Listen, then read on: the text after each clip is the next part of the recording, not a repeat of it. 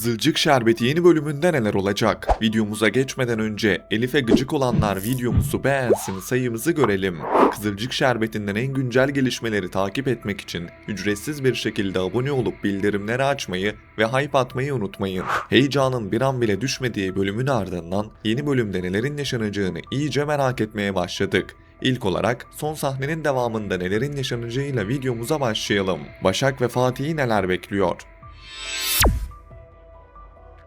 Son bölümde Başak ve Fatih arasında gerçekten güzel ve keyif veren sahneler görmüştük. Fatih'in kıskanç tavırları Başak'ın da hoşuna gitmişti. İkili arasında uzun zamandır beklenen o yakınlık artık daha net hissedilmeye başladı.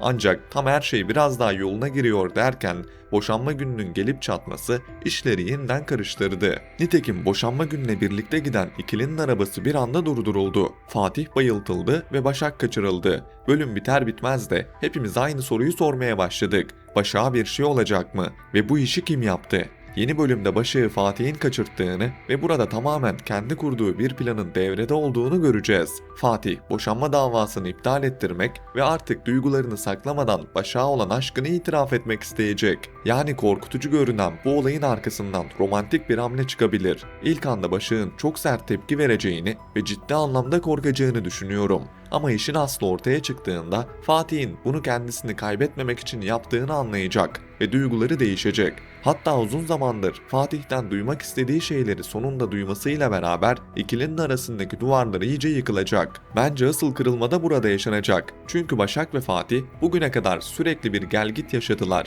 Birbirlerine yakınlaşsalar da tam anlamıyla aynı noktada buluşamadılar. Fakat bundan sonra artık resmen aşklarının başladığı bir döneme girebiliriz. İkilinin romantik sahnelerini daha sık göreceğimizi, aralarındaki yakınlaşmanın daha doğal ve daha sıcak ilerleyeceğini düşünüyorum. Öte yandan evde Elif'in garip tavırları da devam edecek. Çocuklardan rahatsız olması, ortamdaki herkese üstten bakması ve kendisini evin düzeninin merkezine koymaya çalışması artık iyice dikkat çekiyor. Önce Nilay'ın, sonrasında da Başak ve Fatih'in Elif'e büyük tepki göstereceğini düşünüyorum. Çünkü Elif'in tavırları artık tolere edilecek gibi değil. Tam bu noktada da Salkım'ın radarı iyice Başak'a dönecek. Salkım ve kızı Elif'in Başak'ı yıldırma politikasına geleceğini düşünüyorum. İğneleyici sözler ve küçümseyici bakışlarla Başak'ı yıpratmaya çalışacaklar. Fakat Başak öyle hemen geri adım atacak bir karakter değil. Bundan dolayı Nilay ile Başak'ın aynı cephede birleşmesini çok olası görüyorum. Bu ikili gerçekten yan yana gelirse evin içindeki dengeler ciddi şekilde değişir. Çünkü Nilay zaten lafını sakınmayan biri. Başak da artık sessiz kalmayacak. Bence yeni bölümle beraber evin içindeki esas savaş da burada başlayacak. Peki Ömer ve Kıvılcım'ı neler bekliyor? Gelelim bu sorunun cevabına. Ömer ve Kıvılcım son bölümde hayatlarındaki çok ağır ama aynı zamanda çok önemli bir sayfa açtılar.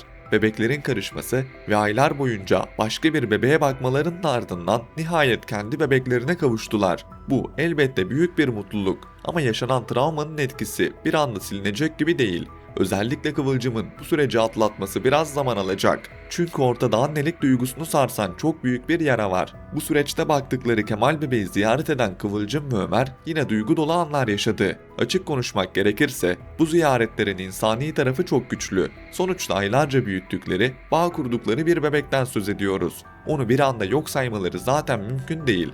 Ancak işin başka bir tarafı da var. Kıvılcım'ın sürekli geçmişte kalması, Kemal bebeğe olan bağını aynı yoğunlukta sürdürmesi, kendi evladına tam anlamıyla bağlanmasını geciktiriyor. Ben bu yüzden bu ziyaretlerin bir süre sonra azalacağını, hatta bir noktadan sonra tamamen biteceğini düşünüyorum. Ömer'in burada çok dikkatli davranacağını düşünüyorum. Şu anlık Kıvılcım'ı ürkütmeden, onu zorlamadan ve her an yanında olarak ilerliyor. Zaten Ömer'in en doğru yaptığı şey de bu. Kıvılcım'ın da bu süreçte Ömer'den yanında kalmasını isteyeceğini düşünüyorum. Çünkü insan en kırılgan anında en çok güvendiği kişiyi yanında ister. Kıvılcım için de o kişi hala Ömer. Bence çok geçmeden Ömer'le Kıvılcım aşklarına kaldıkları yerden devam edecekler. Evet, arada bir ayrılık yaşadılar ama bebek meselesiyle tekrar yan yana geldiler ve artık sadece eski eş gibi değil, anne baba olarak da birbirlerine bağlılar. Dahası hem Ömer hem de Kıvılcım hala birbirlerini seviyor. Sadece çok ağır bir dönemin içinden geçiyorlar. Bu zor günler atlatıldığında, özellikle Kıvılcım biraz daha toparlandığında aralarındaki duygusal yakınlaşmanın yeniden başlayacağını düşünüyorum. Şimdi gelelim Nursema'ya.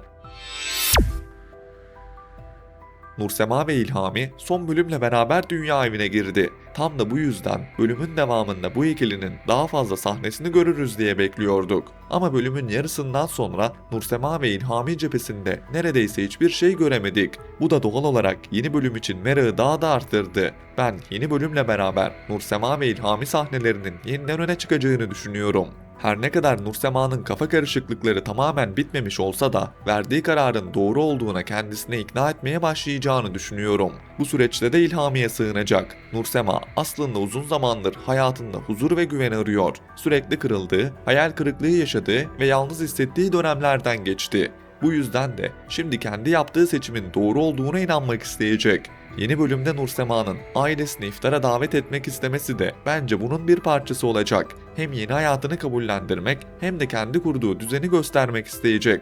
Fakat burada işlerin istediği gibi gitmesi kolay olmayacak. Çünkü Nursema lüks ve konforlu bir hayattan daha sade bir hayata geçti. Bunun getirdiği alışma süreci elbette kolay değil. Özellikle o yemekte Salkım'ın yargılayıcı bakışları ve iğneleyici sözleri Nursema'yı zor durumda bırakabilir. İşte tam bu noktada İlhami'nin tavrı çok belirleyici olacak. Ben burada İlhami'nin devreye gireceğini ve Nursema'nın yanında olacağını düşünüyorum. Açıkçası bizim İlhami'den beklentimiz de tam olarak bu. Eğer Nursema'yı gerçekten istiyorsa, gerçekten bu evliliği yürütmek niyetindeyse eşini herkesin içinde yalnız bırakmaması gerekir. Nursema'nın ihtiyacı olan şey büyük laflar değil, yanında dimdik duran bir eş. İlhami bunu verebilirse Nursema'nın ona bakışı da değişmeye başlar. Çünkü Nursema'nın en büyük yarası kendini yalnız hissetmesi. Eğer İlhami ona gerçekten sahip çıkarsa Nursema zamanla ona daha çok bağlanabilir. Hatta kafasındaki soru işaretleri de yavaş yavaş azalabilir. Ne dersiniz? Günün sonunda İlhami ve Nursema gerçekten bir arada olmayı ve mutlu olmayı başarabilecek mi? Son olarak Emir ve Çimen'e de değinip videomuzun sonuna gelelim.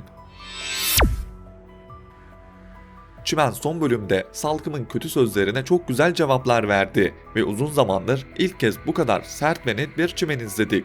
Emir'den net bir seçim yapmasını istedi ve Emir de kendisini seçince Çimen evde kaldı. Aslında burada Çimen'in tavrını fazla bulanlar olabilir ama ben haksız olduğunu düşünmüyorum. Çünkü Salkım ve Elif'in Emir'in ilişkisine bu kadar karışması gerçekten hiç hoş değil.